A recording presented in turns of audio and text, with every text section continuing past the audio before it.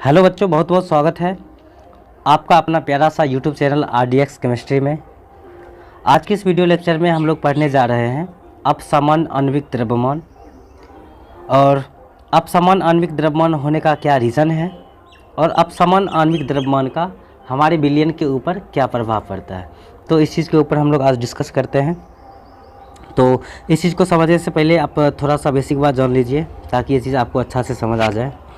जैसे अगर हम मान लें हमारे पास एक विलयन है ये वाला और एक ये वाला विलयन है, दो विलयन है। अब आपको पता है विलयन है तो इसमें विलयक का कण होगा और विलायक का कण होगा। तो ये पहला विलयन है, विलयन 1, और इसको मान लेते हैं विलयन 2। अब विलयन में विलय का कण भी होगा और विलायक का कण भी होगा। तो अब एक बात यहाँ पर आप ये समझिए, जैसे इसमें अभी क्या है, सिर्फ विलायक है। क्या विलायक? अब विलायक है तो इसमें हम विलय भी डालेंगे। तो मान लो विलय कुछ इतना बड़ा है, इतना बड़ा विलय। हाँ, ये हमको पता है कि इतना बड़ा विलय है, इसका कुछ ना कुछ भार होगा। जैसे हम अगर कह दें 1 मोल, ये 1 मोल विलय है तो 1 मोल विलय इसका कुछ ना कुछ भार होगा। तो ये चीज़ें हमें पता है कि ये 1 मोल है, इसका कुछ ना कुछ भार होगा ना। 1 मोल जैसे NaCl, इसका कुछ ना कुछ अपना वजन होता है।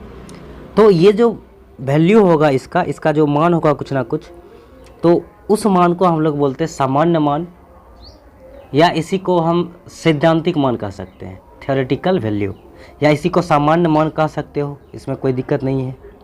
अब देखो, जब इसको इस विलायक के अंदर डालेंगे तो यहाँ पर क्या हो सकता है, यहाँ पर हो सकता है ये कि ये जो विलय का कण इतना बड़ा था, 1 मोल था, ये टूट करके छोटा छोटा अणु में क्या होगा, विभाजित हो सकता है। जैसे 1 है तो हो सकता है यहाँ पर 1 से क्या हो जाए, 3 हो जाए। 1 ही था पहले, कितना था, 1 था, अब टूट के कितना हो गया, 3 हो गया। क्या हुआ, 3 हो गया। तो 3 हो गया तो क्या हुआ, अब इसका जो भार होगा वो कम होगा। अब पहले जो था इतना बड़ा 1 ही था, अब ये टूट करके 3 भागों में बट गया है, तो इसका तो क्या होगा, द्रव्यमान कम हो गया होगा। अब द्रव्यमान कम हुआ तो इसको क्या कह सकते हैं, इसको कह सकते हैं हम कि इसका जो वैल्यू है, इसका जो मान है, सबका अलग अलग मान, इसका मान सामान्य मान की तुलना में क्या है, कम है।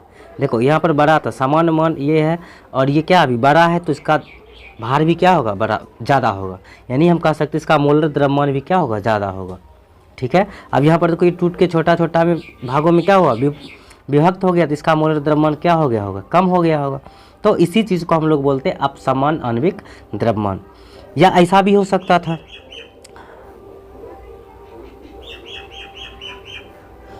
ऐसा भी हो सकता था कि अभी क्या है, इसमें विलायक है, सिर्फ विलायक है, और हमने क्या किया, यहाँ पर विलय का जो 4 कण लिए, विलय का इतना बड़ा बड़ा 4 कण लिए, और इसको क्या किया, इस विलायक के अंदर डाल दिए, तो बना विलयन। तो विलयन बना। तो यहाँ पर तो ये भी हो सकता था, जब ये विलयन में आ गया, विलयन के अंदर आ गया, तो इसका संयोजन भी हो गया होगा, हो सकता है। जैसे यहाँ पर 1 था, इसका वियोजन होकर के 3 बना लिया, तो यहाँ पर 4 संयोजन होकर के 1 भी बना सकता है, या संयोजित होकर के 2 बना सकता है। यहाँ पर 4 था तो यहाँ पर देखो कितना हो गया, मान लो 2 हो गया, इतना बड़ा बड़ा। तो मोलर द्रव्यमान क्या हुआ, यहाँ पर क्या हुआ, मोलर द्रव्यमान सामान्य मान की तुलना में अधिक हो गया। क्यों अधिक हुआ, यहाँ पर 4 था छोटा छोटा, और ये 4 में से 4 क्या हुआ, प्रत्येक 2 कण मिल करके 1 कण बना लिया, फिर ये प्रत्येक 2 कण मिल करके 1 कण बनाया, तो इसके भार में क्या हुआ, वृद्धि हो गया। तो इसी चीज़ को हम क्या बोलते हैं, अपसामान्य आणविक द्रव्यमान। तो चलिए आगे हम पढ़ते हैं क्या लिखा हुआ है वहाँ। देखिए ये रहा, अब इसको पढ़ के एक बार समझते हैं। देखो करें, वैसा मोलर द्रव्यमान जो अनुमानित या सामान्य मान की तुलना में कम या अधिक होता है। वैसा मोलर द्रव्यमान या वैसा अनुभार जो अनुमानित या सामान्य मान की तुलना में कम या अधिक हो। जैसे आपने देखा फिगर में, एक बार जब संयोजन हुआ तो उसका मान क्या हुआ, बढ़ गया, और वियोजन हुआ तो उसका मान क्या हुआ, कम हो गया। तो उसे क्या कहते हैं, अपसमान आणविक द्रव्यमान कहते हैं। उसके बाद अगला पॉइंट है, कह रहे अपसमान आणविक द्रव्यमान के कारण विलयन का अनुसंक गुणधर्म भी परिवर्तित हो जाता है। सही बात है, आपने इससे पहले वीडियो लेक्चर में पढ़ा कि विलयन का जो अनुसंक गुण होता है वो विलय के कणों की संख्या पर निर्भर करता है, ना कि उसके आकार पर निर्भर करता है। अब समान आणविक द्रव्यमान का दो प्रमुख कारण निम्नलिखित है। अब समान आणविक द्रव्यमान क्यों हुआ? आपने देखा कि विलय के अणुओं का संयोजन वहाँ पर हो गया था, एक जगह क्या हुआ, संयोजन हुआ, विलय का अणु आपस में संयोजित हो गया, छोटा छोटा अणु था और वो संयोजित होकर के एक बड़ा अणु बना लिया। तो संयोजन हुआ तो वहाँ पर क्या हुआ, कण की संख्या क्या हुआ, कम हो जाएगा। कण की संख्या जो ही कम हुआ तो उसके अनुसंक गुणधर्म भी क्या हो जाएंगे, कम हो जाएंगे। क्यों? क्योंकि विलयन का अनुसंक गुणधर्म विलय के कणों की संख्या पर निर्भर करता है। संख्या कम है कि ज़्यादा है, सिर्फ इस पर निर्भर करता है। बड़ा है छोटा है उससे कोई लेना देना नहीं है। और दूसरा रीजन क्या है? दूसरा रीजन है विलय के अणुओं का वियोजन। अब विलय के अणुओं का वियोजन, जैसे एक बड़ा, हमने क्या किया, एक बड़ा विलय का अणु डाला। अब उस जब वो विलयन में गया तो वो बड़ा अणु क्या हुआ, अपघटित हो गया, वियोजित हो गया, मतलब कण की संख्या क्या हुआ, बढ़ गया। अब जो ही कण की संख्या बढ़ेगा तो उसका अनुसंक गुणधर्म भी बढ़ जाएगा, क्योंकि विलयन का अनुसंक गुणधर्म किस पर निर्भर करता है, कण की संख्या पर निर्भर करता है, इसलिए विलयन का अनुसंक गुणधर्म भी बढ़ जाता है। तो आगे देखिए,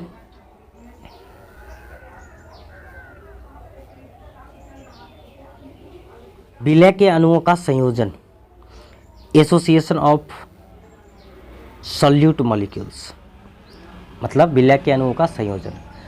तो ये होता क्या संयोजन, अभी देखा आपने, हमको यहाँ पर समझने की कोई आवश्यकता है ही नहीं, आप समझ चुके हो, सिर्फ हम पढ़ते हैं। देखिए, करें कुछ पदार्थ ऐसे होते हैं जिनके अणु विलयन में परस्पर संयोजित होकर एक बड़े यौगिक का निर्माण करता है। संयोजित होता है, जुटता है, जुट के एक बड़ा बना लेता है, जिससे क्या होता है, जिससे विलयन में विलय के कण की संख्या सामान्य से कम हो जाता है। संयोजन होगा तो कण कम हो जाएगा, कण की संख्या कम होगा लेकिन उसका भार बढ़ जाएगा। संख्या कम होगा, भार क्या होगा, बढ़ जाएगा। तो यही प्रक्रिया क्या कहलाता है, विलय के अणुओं का संयोजन कहलाता है। ठीक है, आगे देखिए, कह रहा है कि ऐसा होने से विलयन के अनुसंक गुणधर्म में कमी होती है। विलयन के अनुसंक गुणधर्म क्या होगा, कम होगा। संयोजन होगा तो कण की संख्या कम होगा, कण की संख्या कम होगा तो अनुसंक गुणधर्म भी क्या होगा, कम होगा। अर्थात यहाँ पर हम कह सकते हैं, अर्थात में यहाँ पर हम कह सकते हैं, अनुसंक गुणधर्म व्युत्क्रमानुपाती विलय का मोलर द्रव्यमान। अब इसका मतलब क्या, इसका मतलब ये सिंपल से, विलय का अगर मोलर द्रव्यमान अगर बढ़ता है तो उसका अनुसंक गुणधर्म कम हो जाएगा। अब विलय का मोलर द्रव्यमान कब बढ़ेगा, जब विलय के अणुओं का संयोजन होगा। अब जो ही संयोजन हुआ, विलय के अणुओं का जो ही संयोजन हुआ तो कण की संख्या कम होगा, कण की संख्या कम हो जाएगा तो अनुसंक गुणधर्म कम हो जाएगा। तो ये इसका मतलब, या यहाँ पर कह सकते हो ये कि अगर विलय का मोलर द्रव्यमान कम हो गया तो उसका अनुसंक गुणधर्म बढ़ जाएगा। क्यों बढ़ेगा, तो देखो, मोलर द्रव्यमान कम हुआ, इसका मतलब क्या, उसका वियोजन हुआ, वियोजन हुआ तो कण की संख्या बढ़ गया, कण की संख्या बढ़ा तो अनुसंक गुणधर्म भी बढ़ जाएगा, डेफिनेटली बढ़ जाएगा। एग्जाम्पल के लिए देखिए, यहाँ पर एसिटिक अम्ल का 2 मोल लिया गया, देखो यहाँ पर 2 मोल है एसिटिक अम्ल, दो अलग अलग, एक एसिटिक अम्ल फिर एक एसिटिक अम्ल है, ये दोनों आपस में संयोग करके एसिटिक अम्ल का 1 मोल बना लिया। देखो यहाँ पर CH3COOH का यहाँ पर 2 मोल है और ये 2 मोल संयोजित होकर के देखो 1 मोल बना लिया। यहाँ पर देखो ये 1, यहाँ पर देखो 2 और यहाँ पर 1, तो 2 मोल से 1 मोल बना, 2 मोल से 1 मोल बन गया। तो यहाँ पर हुआ क्या, संयोजन हुआ। देखो यहाँ पर 2 मोल था, कितना मोल था, 2 मोल, एसिटिक अम्ल 2 मोल था और यहाँ पर एसिटिक अम्ल कितना हो गया, 1 मोल, 1 मोल हो गया। तो क्या हुआ, कण की संख्या कम हो गया, कण की संख्या कम हुआ मतलब इसका अनुभार बढ़ गया, मोलर द्रव्यमान बढ़ गया, मोलर द्रव्यमान बढ़ा मतलब अनुसंक गुणधर्म घट गया। देखो कण ज़्यादा था अब हो गया कम, अनुसंक गुणधर्म कम हो गया। अब ये जो फिगर दिखाई दे रहा है आपको, ये वाला, ये इसी का फिगर है। ये देखो एसिटिक अम्ल का ये पहला 1 मोल और फिर ये 1 मोल एसिटिक अम्ल का, दोनों एसिटिक अम्ल आपस में क्या हुआ, संयोजित हो गया, तो यहाँ पर 1 मोल बना लिया क्या, एसिटिक। अरे कण की संख्या जुटा, संयोजन हुआ, कण देखो 1 मोल ये 1 मोल ये, दोनों क्या हो, संयोजित हुआ, संयोजित होकर के 1 मोल बनाया, तो 2 मोल से 1 मोल हुआ, कण की संख्या कम हुआ तो इसका अनुसंक गुणधर्म भी कम होगा। आगे देखिए, कुछ पदार्थ ऐसे होते हैं जिनके बड़े अणु विलयन में विघटित होकर छोटे छोटे अणुओं का निर्माण करता है, जिससे विलय के कणों की संख्या सामान्य से अधिक हो जाता है। अब देखो कोई बड़ा अणु होगा, वो अपघटित होगा, टूटेगा। टूटेगा तो क्या होगा, कितने छोटा छोटा अणु बनाएगा, तो छोटा छोटा बहुत सारा अणु बनाएगा तो कण की संख्या बढ़ जाएगा, और कण की संख्या बढ़ेगा तो यही प्रक्रिया क्या कहलाता है, विलय के अणुओं का वियोजन। यह प्रक्रिया विलय के अणुओं का वियोजन कहलाता है। आगे देखिए, ऐसा होने से अनुसंग गुणधर्म में वृद्धि होता है। अब वियोजन हुआ, बड़ा बड़ा अणु था, टूट के छोटा छोटा अणु बना, कण की संख्या बढ़ गया, कण की संख्या बढ़ा तो अनुसंग गुणधर्म बढ़ेगा, उसमें वृद्धि होगा ही होगा। तो एग्जाम्पल यहाँ पर समझना बहुत ज़रूरी है, ताकि आगे का जो टॉपिक हम लोग पढ़ेंगे वांट ऑफ फैक्टर, वो चीज़ आपको क्लियर स्पष्ट समझ में आएगा। तो देखिए यहाँ पर क्या है, यहाँ पर 1 मोल NaCl, देखो यहाँ पर कुछ नहीं होता, मतलब 1 होता है, 1 मोल NaCl है। यहाँ कितना NaCl है, 1 मोल, 1 मोल है, 1 मोल, 1 मोल NaCl है। अब जब इसको विलयन के अंदर डालें तो ये क्या होगा, अपघटित होगा। किस में अपघटित होगा, तो Na+ में और Cl- में। तो हुआ क्या, कहोगे अपघटित हुआ, अपघटन हुआ, लेकिन हुआ क्या, वास्तव में क्या हुआ, देखो यहाँ पर देखो 1 मोल था, ये हमको पता, ये इसी को हम लोग बोलते हैं सैद्धांतिक मान या सामान्य मान। देखो ये 1 मोल था NaCl, हम जब विलयन में डाले, ये हमको पता था, 1 मोल विलयन के अंदर डाल दिए, लेकिन विलयन के अंदर जब गया तो वहाँ पर क्या क्या घटना हुआ, तो यहाँ पर घटना ये हुआ, ये अपघटित हो गया, वियोजित हो गया। ये किस में, तो Na+ में Cl- में, मतलब 1 मोल Na का बनाया और 1 मोल Cl भी बनाया। तो यहाँ पर टोटल कितना मोल हो गया बताओ, यहाँ पर हो गया 2 मोल। पहले था 1 मोल, अब हो गया 1 से 2 मोल। तो क्या हुआ, कण की संख्या बढ़ा, कण की संख्या बढ़ा, 1 मोल से 2 मोल हो गया, तो अनुसंग गुणधर्म भी बढ़ेगा, इसमें कोई डाउट नहीं है। चलो दूसरा देखते हैं। देखिए यहाँ पर मैग्नीशियम क्लोराइड है MgCl2, कितना मोल, तो कहोगे 1 मोल है सर। तो ये आपको पता, ये सामान्य मान है, आपने 1 मोल MgCl2 डाला, लेकिन विलयन के अंदर जाने के बाद हुआ ये कि ये टूट गया Mg2+ में, यहाँ पर Mg2+ होगा, Mg2+ और Cl- में टूट गया। तो यहाँ पर देखो Mg मैग्नीशियम का कितना मोल बना, तो 1 मोल, यहाँ पर कुछ नहीं होता, मतलब 1 मोल।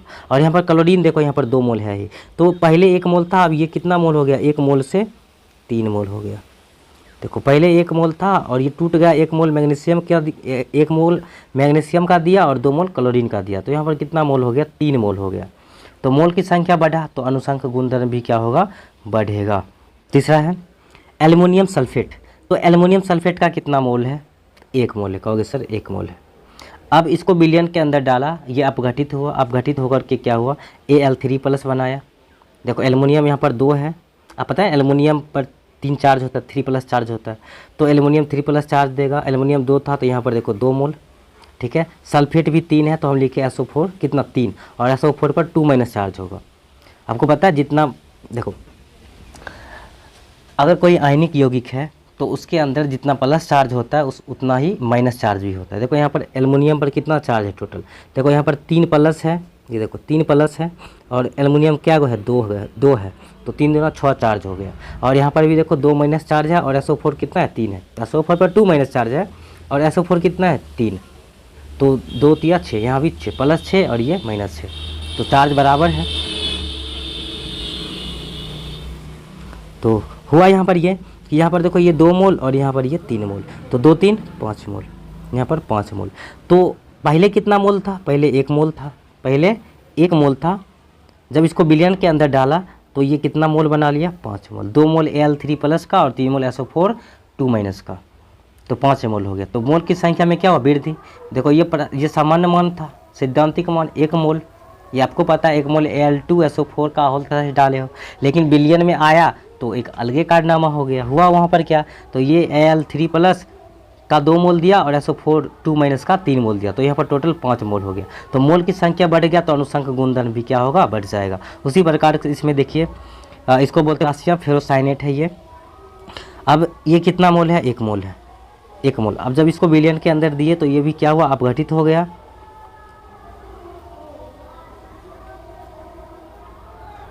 विलयन के अंदर क्या हुआ, अपघटित हो गया। तो हुआ क्या, पोटेशियम देखो यहाँ पर 4 है, पोटेशियम कितना प्लस चार्ज होता है, पोटेशियम पर K 1+ चार्ज होता है, K पर प्लस चार्ज, पोटेशियम 4 है तो यहाँ पर लिख दिए 4, ठीक है। उसके बाद FeCN6, तो FeCN6 पर कितना चार्ज होगा, तो जितना पोटेशियम पर था उतना ही इस पर भी होगा। ये कोऑर्डिनेट कंपाउंड है, अगला चैप्टर जब पढ़ोगे तो वहाँ पर ये चीज़ आपको बहुत अच्छा से समझ में आएगा। तो देखिए यहाँ पर, तो ये पोटेशियम पर जब देखो, एक पोटेशियम पर 1 प्लस चार्ज है, पोटेशियम 4 है तो पोटेशियम पर 4 चार्ज हो गया, ठीक है। उसी प्रकार से यहाँ पर देखो, ये पूरा अणु कितना है 1, और इस पर कितना चार्ज लगाना पड़ेगा, तो -4 लगाएंगे, तो ना -4 गुना 1 तो -4, और इस पर प्लस चार्ज। देखो जितना प्लस चार्ज होता है उतना ही माइनस चार्ज भी होता है। यहाँ पर कितना मोल था, 1 मोल पोटेशियम फेरोसाइनाइड। जब इसको बिलियन में डाले तो यहाँ पर क्या बना लिया, 4 मोल पोटेशियम का बनाया और 1 मोल बना किसका, फेरोसाइनाइड का 1 मोल। तो यहाँ पर कितना मोल हो गया अब, तो 4 और 1 5, तो यहाँ हो गया 5 मोल, 5 मोल हो गया। पहले था कितना मोल, 1 मोल, अब हो गया 1 से 5 मोल। तो विलय कण की संख्या क्या हुआ, बढ़ गया। विलय कण की संख्या बढ़ेगा तो उसका अनुसंक गुणधर्म भी बढ़ेगा। अगर इस चैनल पर पहली बार है या चैनल को सब्सक्राइब नहीं किए हैं तो प्लीज़ चैनल को सब्सक्राइब कर लें। जय हिंद।